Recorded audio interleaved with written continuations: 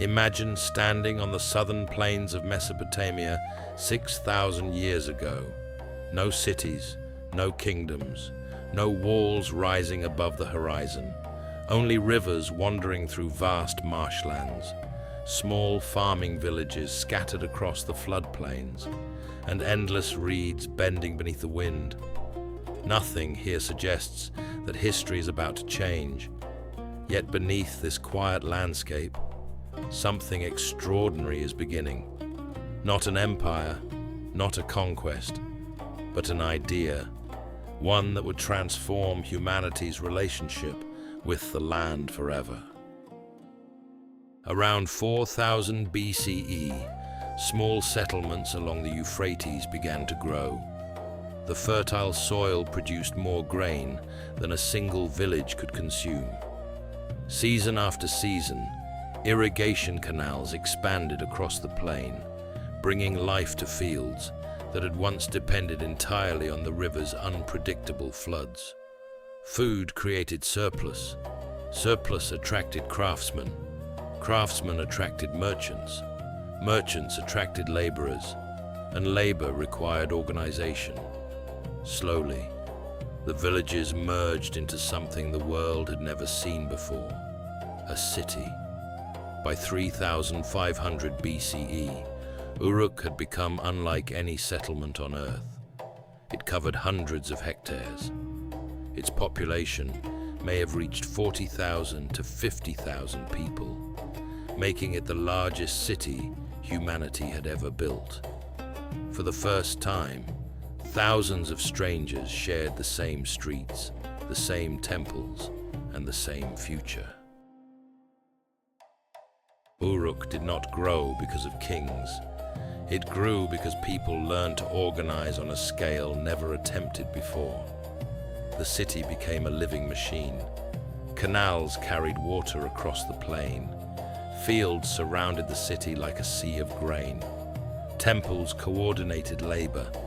Priests managed storehouses. Administrators recorded harvests. Builders shaped millions of mud bricks into monumental architecture. Above them all stood the White Temple, rising from its great terrace and overlooking the expanding city. From there, Uruk stretched toward the horizon, smoke rising from ovens, boats gliding through canals, markets filled with voices, workshops echoing with craftsmen shaping stone, clay, and copper. It was no longer simply a place where people lived. It had become a system capable of supporting tens of thousands of lives. Humanity had crossed an invisible threshold. Villages had become civilization. The influence of Uruk did not stop at its walls. Merchants carried its goods across Mesopotamia. Its pottery appeared hundreds of kilometers away. Its architecture inspired distant settlements. Its methods of administration spread alongside trade. Archaeologists call this remarkable process the Uruk expansion, not because Uruk conquered distant lands with armies, but because other communities began adopting its ideas, its methods, its architecture, its way of organizing society. Across the Near East, settlements began to resemble the great city on the Euphrates. For perhaps the first time in history, an urban culture was influencing people who had never seen the city itself. The idea of the city had become contagious. Every civilization has a birthplace. For Egypt, it was the Nile.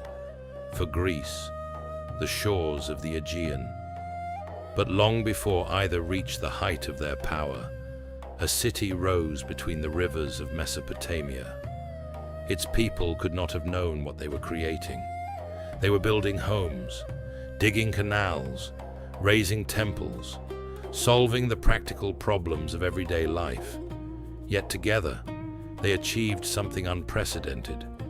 They created the first true city, a place so influential that echoes of its ideas can still be found in the cities we inhabit today.